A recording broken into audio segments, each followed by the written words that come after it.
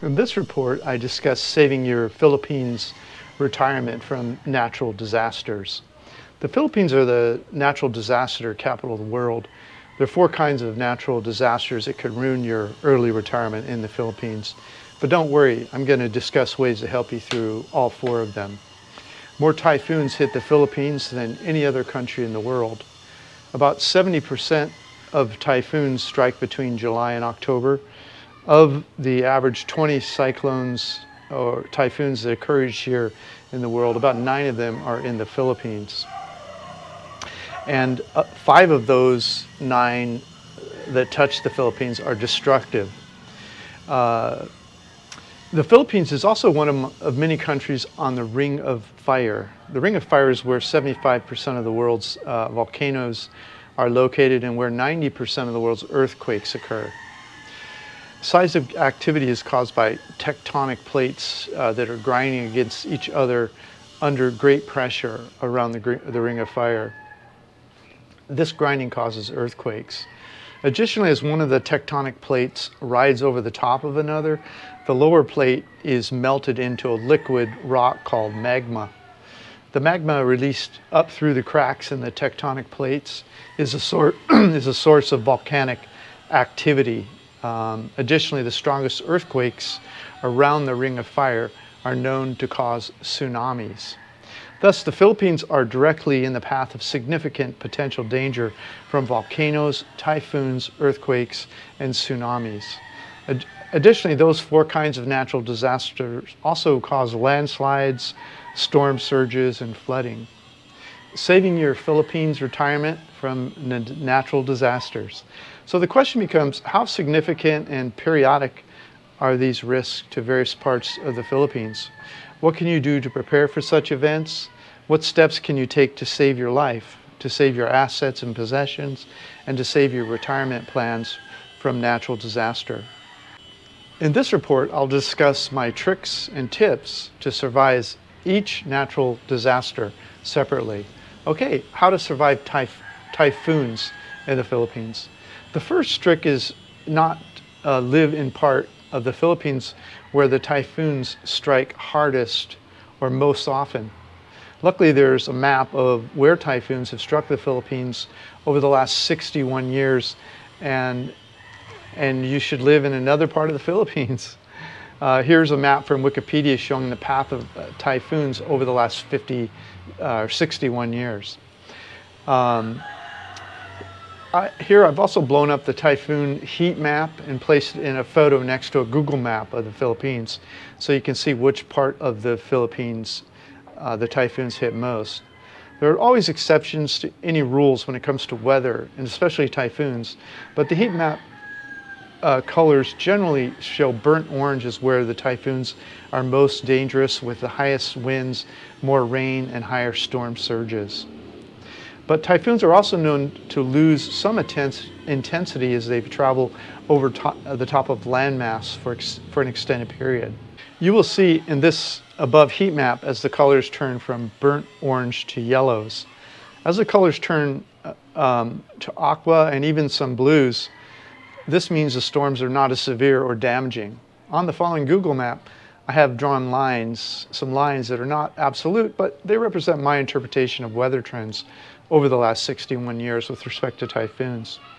So if you're deciding where to live in the Philippines, this 65 or 61 year weather trend might help you reduce the likelihood or frequency and severity of the typhoons you experience. Additionally, you should not have any significant money tied up in a home or business in these areas, in these troubling areas, even if you do decide to live there for a time.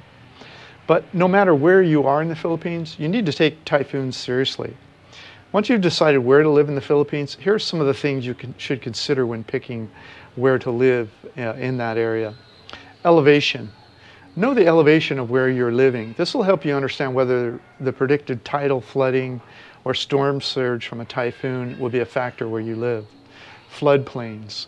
Are you in a floodplain or near one? Are you near a creek bed that could overflow with heavy rains from a typhoon?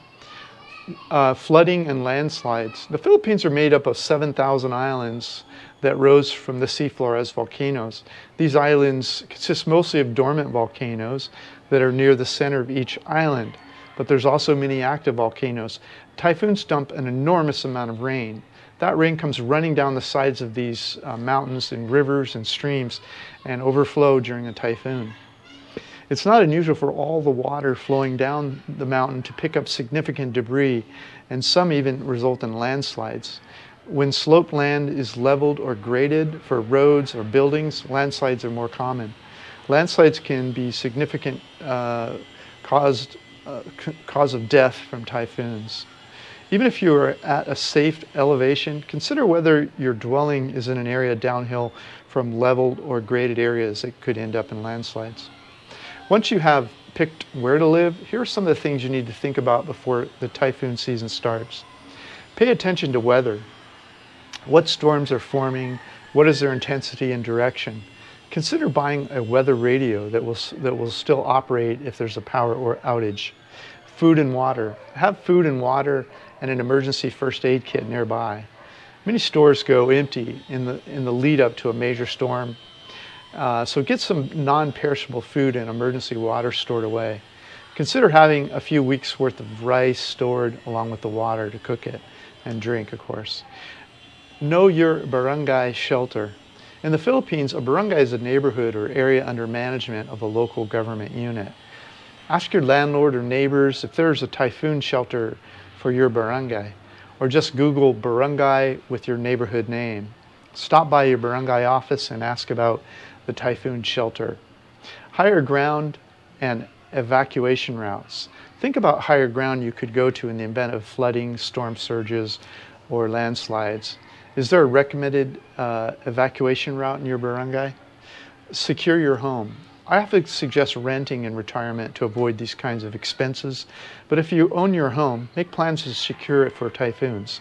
Consider storm windows, keep bushes properly trimmed.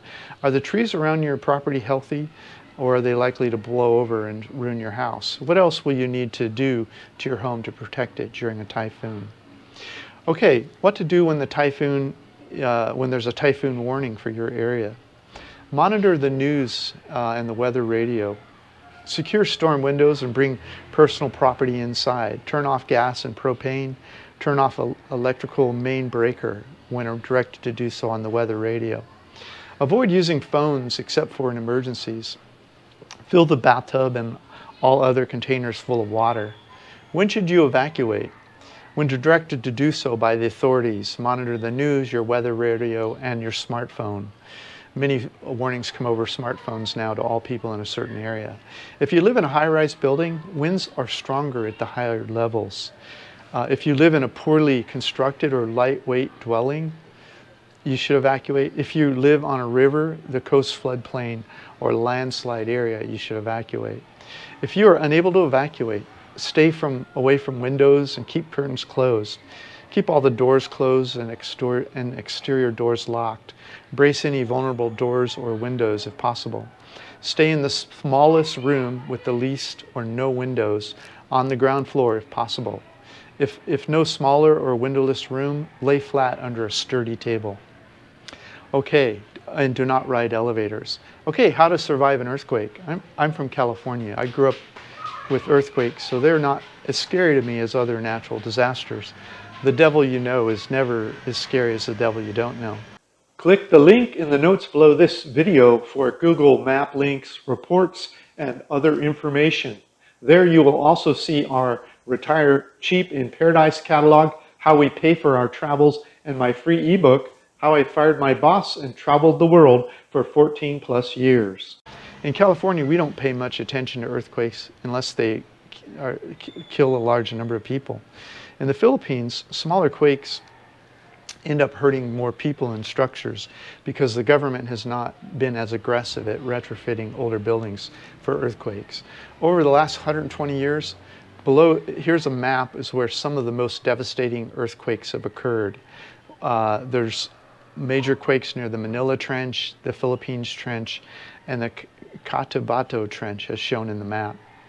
Earthquakes occur all over the Philippines, since it is on the ring of fire where tectonic plates are sliding against each other, earthquakes and volcano eruptions. So these are just a few of the more active and deadly spots. So if you're deciding where to live in the Philippines, the above 120-year map of earthquake spots should be avoided if at all possible. But even more moderate quakes can still hurt people in the Philippines, so double check these additional links to maps provided as your location search gets more granular. You should not have any significant money tied up in a home or business in these more troubling areas if you decide to live or visit there for a time. Once you've decided what part of the Philippines to live, here are some of the things you should consider when picking a structure to live in that is less likely to kill you in an earthquake. Building construction. Earthquakes cause buildings to sway. If they have more flexibility, they will bend instead of break. Wood and steel have more flexibility than stucco, concrete, or masonry. So wood and steel are favored material for building in fault zones. That assumes the structural aspects are tied together well, so while they sway, they don't fall apart. But if they are not tied together well, even a single level wooden house could fall in on you. In that case, it's better to dive under a sturdy table or in a door jamb during an earthquake. High rises. Some high rises are built to handle strong earthquakes, but that depends on how strong the earthquake is and whether the construction followed the engineering design. Personally, if I'm in a dangerous earthquake zone, I would prefer to be in a single layer wooden structure with a sturdy table I could dive under. The bad news is that a wooden structure may not hold up as well under the high winds of a typhoon, so stay out of the typhoon hot zone if you're going to stay in a single level wooden structure. Also, if you're in a single level wooden building next door to a multi-level concrete structure, the sturdy table that you dive under is unlikely to be strong enough to save you if the building next door falls on your house. Okay, dams. In the worst case scenario, an earthquake could collapse a dam, causing a wave of water to flow through the area. So make sure to consider if you are downstream from any dams. Other things to do before the earthquake happens. After you've decided where to live, here are a few things you can do to prepare for an earthquake. Emergency preparedness. Have an emergency first aid kit, extra non-perishable food, extra stored water, and a fire extinguisher on the premises. Unlike a typhoon, you'll not have time to turn off utilities before an earthquake happens. So if a fire starts, you need to put it out. The fire department may not be able to respond for hours after a major earthquake. Have a plan. Do you have a sturdy table to dive under during an earthquake? Do you have a strong doorway to stand under? What to do when the earthquake starts?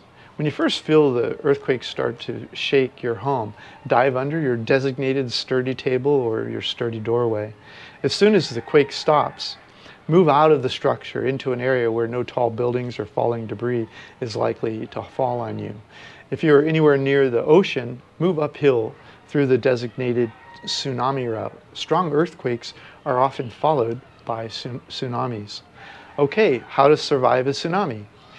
A tsunami is a series of waves from 10 to 100 feet high that are caused by earthquakes, underwater landslides, and volcanic eruptions, or asteroids plummeting into the ocean at high speeds from outer space. In the past, tsunamis were like earthquakes because they could happen at most any time with very little warning.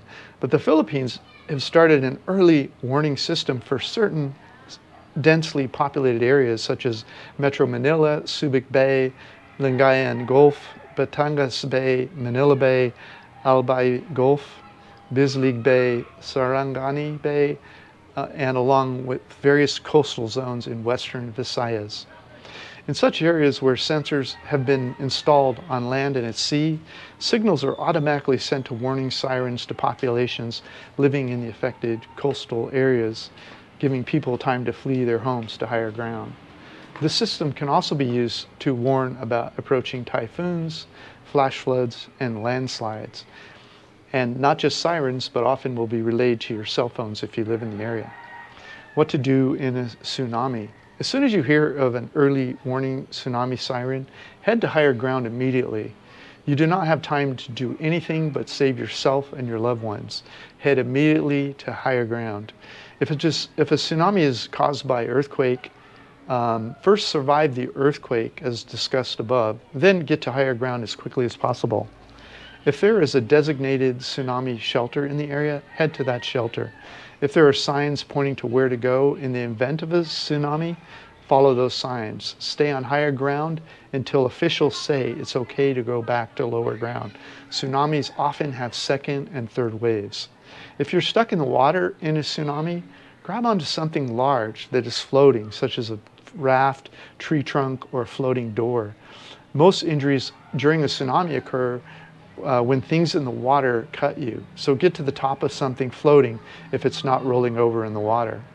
Since a tsunami can be caused by more than just earthquakes, be aware of the signs that tsunami is approaching. A sudden draining of the ocean or rising of the ocean levels are signs of a tsunami. If you're on a boat, it's safer to point the boat out to sea and head further out in the ocean. If you have a better chance to survive a tsunami in a boat than at sea than if you try to come to shore. Before the tsunami happens, if you live anywhere within a mile of the sea or visit the sea often, learn about the evacuation centers in your areas you frequent near the sea. If you're a temporary visitor near the sea, learn about evacuation plans for the community that you're in. Learn about the signs of a tsunami approaching, such as earthquakes, loud roar from the ocean, or unusually ocean behavior, such as sudden rise in sea, or water approaching, a wall of water approaching, or sudden draining of the ocean from the sea. Determine a place closest to where you are that is 100 or more feet above sea level, or at least 1 mile inland. Set a place where you will meet others in your family if you get separated. Consider buying earthquake and flood insurance, since standard property insurance policies often don't cover earthquake or flood insurance. How to survive volcanic eruptions. This one is easy. Don't live near a volcano. I know that sounds silly, but it is that easy. So where are the active volcanoes in the Philippines? Scientists that study volcanoes are called volcanologists. There is no consensus among volcanologists defining when a volcano is active.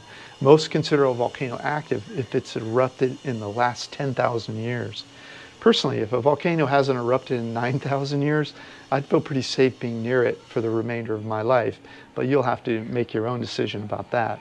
I've typed the words active volcanoes in the Philippines into Google Maps, and this table or this map popped up with all the active volcanoes in the Philippines. Even if you put a 5-mile radius around each of these volcanoes on the map, 99% of the Philippines is still available in volcanic-free eruptions zones. One volcanologist suggested staying at least 3 kilometers from an active volcano, which is about 2 miles. Safest area in the Philippines to avoid all of these kinds of natural disasters.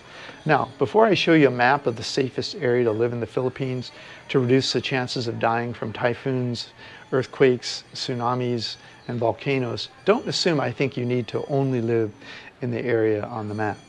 I think you should live wherever you feel like the rewards of living there are worth the risk you are willing to take. After all, we're all going to die someday. The purpose of this report was just to let you know how I think about risk in terms of natural disaster, how I decide what risks to take, and how I'll prepare for the risk in the event they happen while I'm living there. Okay, here's my map of the safest area to live in the Philippines to reduce the chances of suffering through these 4 kinds of natural disasters. Now remember, these are just the safest areas from natural disasters that can ruin your overseas retirement in the Philippines. If you live in the areas shown at least 100 feet above sea level, or 1 mile inland, and at least 2 miles from any active earth or volcano, you'll probably die of old age rather than natural disaster. There are still 20 other things unrelated to natural disasters that could ruin your overseas retirement in the Philippines. I've already shared the other major threats to your happy overseas retirement in 5 other reports, which I'll provide below. Just click the top link in the notes below this YouTube video. Thanks for reviewing our report. Save your Philippines retirement from natural disasters. This is Dan of Vagabond Awake, the YouTube channel for Vagabond Buddha. Thanks for stopping by. The world is your home. What time will you be home for dinner? Hey, if you liked our video, please like, comment, or subscribe. Any of that would help our business. Thanks so much. Thank you so much.